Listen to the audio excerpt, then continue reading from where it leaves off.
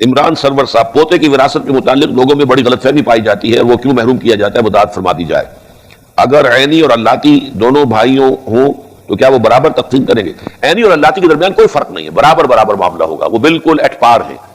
البتہ پوتا یتیم، میں نے آپ سے عرض کیا تھا نا کہ اس پہ قاعدہ ہے، ایک دائرہ ہے،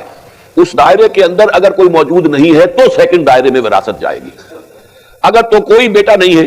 ایک شخص فوت ہوا ہے، اس کے 5 بیٹے تھے، 5 بیٹے جو ہیں وہ اس کی زندگی میں فوت ہو گئے، البتہ بیٹوں کی اولادیں ہیں، تو اب تو پوتے جو ہے وارث ہو جائیں گے، اس لیے کہ پہلا دائرہ بالکل ختم ہو گیا ہے۔ لیکن پہلے دائرے میں ایک بیٹا بھی موجود ہے تو پھر وہ یتیم پوتا جو ہے، جو بیٹا فوت ہو گیا، اس کی اولاد وہ جو ہے محجوب الارث کہلاتی ہے، اسے وراثت میں سے حصہ نہیں ملے گا۔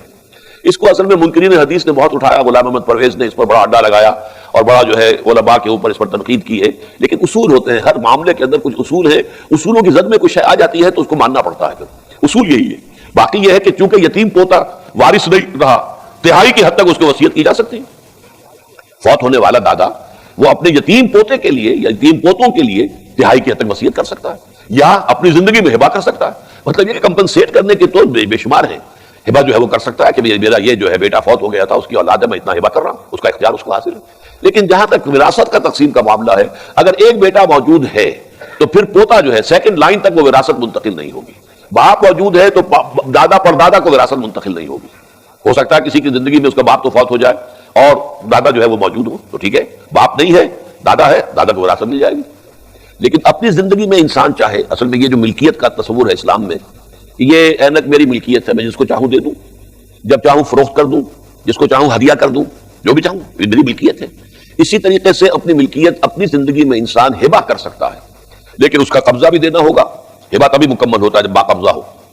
اور یہ کہ اس میں یہ کہ وارث کو بھی ہو سکتا ہے، ایک بیٹے کو سارا کچھ آپ دے سکتے ہیں، قانوناً جائز ہوگا، اور اس کے اوپر دنیاوی عدالت جو ہے کوئی حرف نہیں اٹھا سکتی، کوئی اس کے اوپر جو ہے تنقید نہیں کر سکتی۔ لیکن اگر اس میں ناانصافی کی گئی ہے، اگر ناانصافی کا کوئی خاص سبب ہو، کوئی ایک بیٹا جو ہے وہ آوارہ ہے، بدقماش ہے، اور اندیشہ یہ ہے کہ وہ ساری جائیداد جو ہے بگاڑ دے گا، خراب کر دے گا، فرض کیجیے کوئی کسی کے پاس اس قسم کا کوئی عذر موجود ہے اور وہ 2 ہی بیٹے ہیں، تو وہ ساری جائیداد اگر ہبہ کر دیتا ہے اس بیٹے کو جس کو کہتا ہے وہ صالح ہے، سمجھدار ہے، اب نفع نقصان کا جو ہے اس کو پورا فہم موجود ہے، تو اس کا جواز ہوگا۔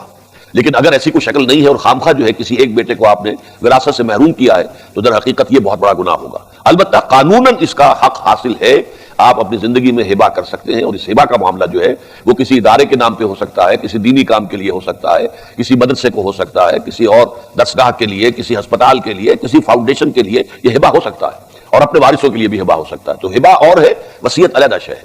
اور وراثت علیحدہ شے ہے۔ یہاں یہ کہ وراثت کا حق معین کیا گیا ہے، لیکن یہ کہ اسے لڑکے کے مقابلے میں آدھا رکھا گیا، اس کی وضاحت تو میں کر چکا ہوں۔ اور